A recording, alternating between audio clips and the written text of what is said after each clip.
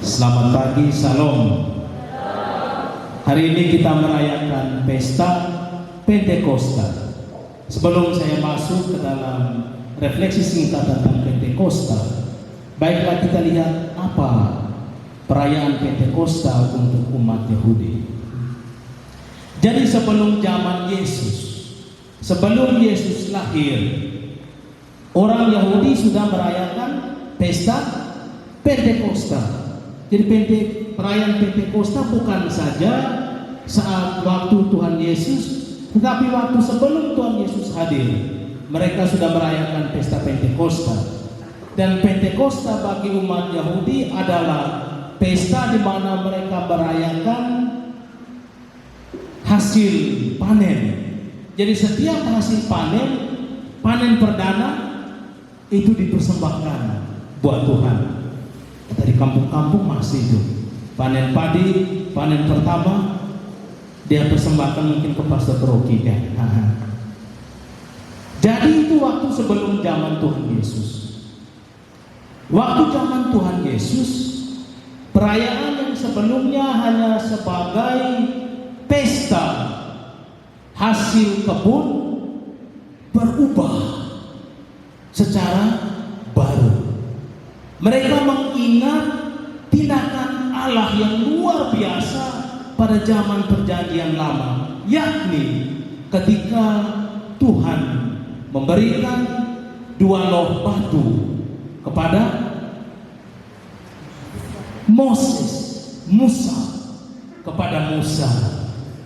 kepada Musa. Jadi mereka mengingat pentingnya dua loh batu, sebuah hukum dan perjanjian dari Allah untuk umatnya. Pada zaman sebelum itu Tuhan katakan, aku mengasihi engkau. Tapi mereka gagal dan gagal lagi. Para nabi katakan bertobat, Tuhan mengasihi engkau. Gagal lagi. Akhirnya Moses, pada zaman Musa, Tuhan memberikan dua loh batu. Yang ditulis dalam kitab suci adalah Allah menulis dengan jarinya. Kamu ingat ketika seorang yang berbuat zina datang kepada Tuhan Yesus, kan orang-orang tua bawa ini perempuan yang berbuat zina.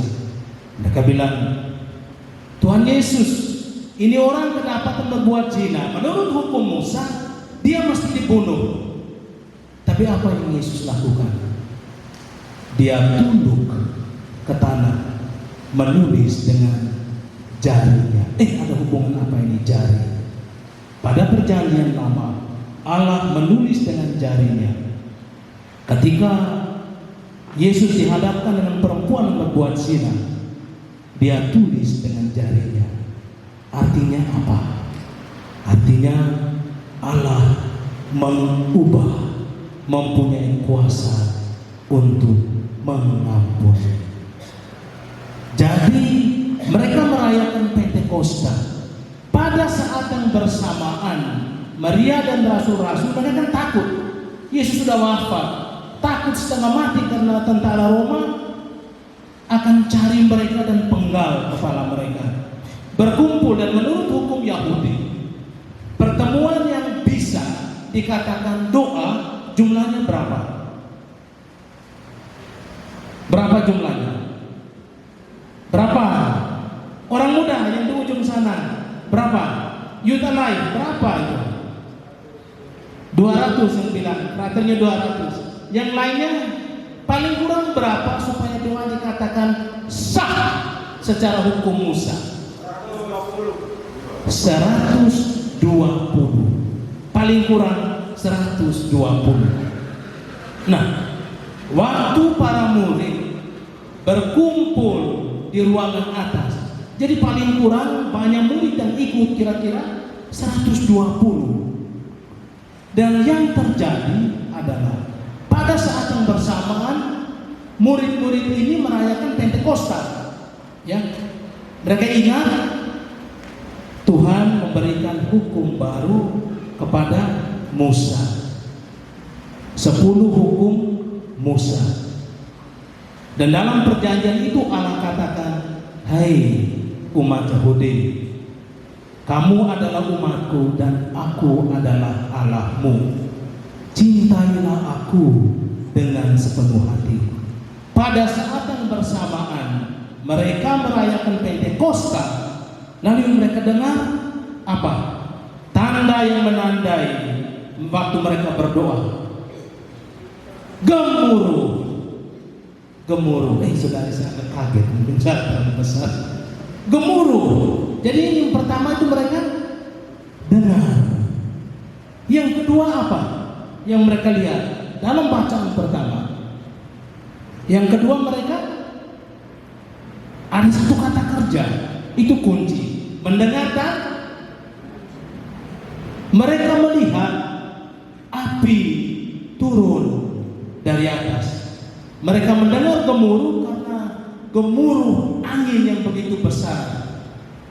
Angin yang besar bisa juga memecah ombak di Yordania, ada kawasan Timur Tengah. Jadi itu Allah selalu memberikan pesan yang sangat signifikan dalam sejarah keselamatan manusia melalui tanda. Tanda yang pertama mereka dengar gemuruh, tanda yang kedua api turun dari surga. Tetapi itu bukan esensi Pentakosta, saudara-saudara. Pada kalimat terakhir dikatakan mereka penuh dengan Roh Kudus. Jadi kalau kita ingat kembali saat ini Yesus mencintai umatnya bukan lagi secara fisik, tetapi dia hadir di dalam roh. Yesus mengasihi umatnya bukan saja yang ditulis dengan hukum Musa pada batu, pada loh batu, tetapi hukum baru ditulis dengan roh di dalam hatimu masing-masing. Itulah esensi Pentakosta yang sebenarnya. Apa itu Pentakosta? Ini sejarah sedikit di kitab suci. Apa itu Pentakosta? Pentakosta tidak lain dan tidak bukan adalah sebuah kesadaran baru di mana saya mengalami cinta Allah yang begitu dalam di dalam jiwa kita. Contoh saja kalau orang muda lagi jatuh cinta, senyum-senyum suatu. Senyum. Karena memang pernah. Biasanya kalau lagi jatuh cinta, cinta monyet, senang. Mukanya itu senyum-senyum. Itu bunga tai-ayam jadi wangi semua. Karena lagi jatuh cinta. Bayangkan, kita membayangkan bagaimana Allah mencintai kita. Allah jatuh cinta dengan saudara. Allah jatuh cinta dengan saya. Allah jatuh cinta pada kita. Dia mengutus rohnya yang kudus bagi kita. Jadi cinta Allah Bapa terhadap cinta Allah Putra, itulah Roh Kudus yang dicurahkan untuk saya dan saudara. Ketika mereka mengalami pencurahan Roh Kudus, Petrus yang sebelumnya sangat takut Petrus. Ngerti awal-awal waktu Yesus hidup, waktu Yesus wafat, takut juga dia, takut, sembunyi. Tapi ketika Roh Kudus turun atas Petrus, yang dulunya dia takut, tapi kemudian dengan gegap gempita suaranya, dia katakan, segala aku tidak mempunyai segala sesuatu, tapi yang aku punya hanya ini, berjalanlah. Mujizat terjadi. Ketika sebelumnya dia sangat takut akan dibunuh, tetapi semua murid Tuhan, mereka tidak takut dibunuh, akhirnya semua mati karena dibunuh sebagai martir. Cinta kepada Allah berkobar-kobar di dalam jiwa mereka.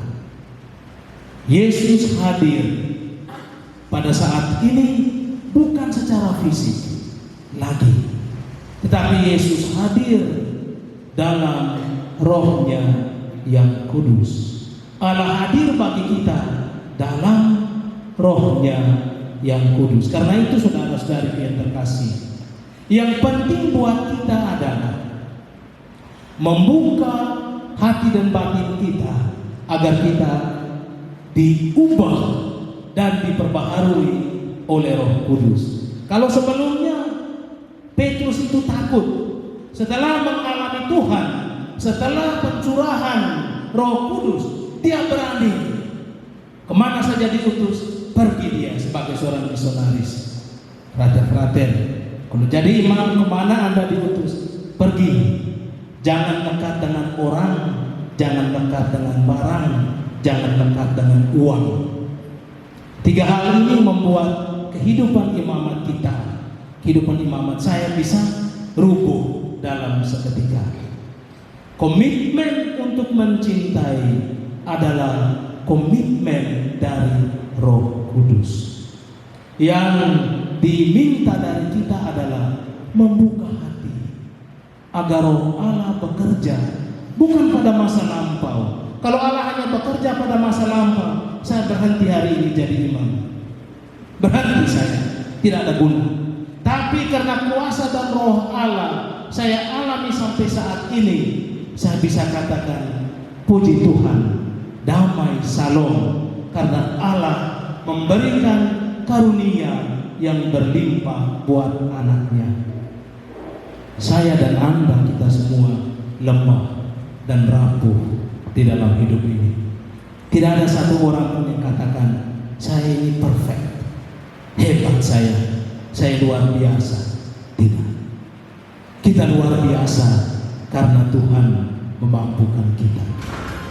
Kita hebat karena Tuhan memampukan kita. Segala sesuatu adalah anugerah Tuhan. Karena itu saudara-saudari yang terkasih, mungkin saja pada saat ini dalam perjalanan rohani kita mengalami kedukaan atau ada satu hal yang kita rasa bahwa ini tidak mungkin saya berubah karena saya jatuh di dalam dosa. Percayalah, dosa kita tidak jauh lebih besar dari kemurahan hati Allah. Dia mencintai kita sebagaimana adanya kita. Allah mengasihi kita luar biasa. Bayangkan kalau manusia saja yang jatuh cinta, mukanya itu senang dan gembira, apalagi Tuhan Allah jatuh cinta pada engkau, jatuh cinta pada saya. Itulah esensi Pentakosta yang sebenarnya. Kita menyadari kebesaran Allah, kita menyadari kecintaan Allah pada kita, sehingga kita boleh berani dengan tegas mengatakan Abba, Bapa, Dede, Ama. Itu karena Roh Kudus, karena Allah begitu mencintai kita. Karena itu saudara dan saudari yang terkasih, bukalah hati kita pada saat ini akan kekuatan Roh Kudus. Roh Kudus tidak dialami hanya pada masa lampau, Ia hadir sekarang juga. Sapalah dia secara khusus. Serahkanlah segala kesulitan hidup yang kita alami, karena hanya dengan dalam Tuhan kita boleh mencapai kesempurnaan rohani.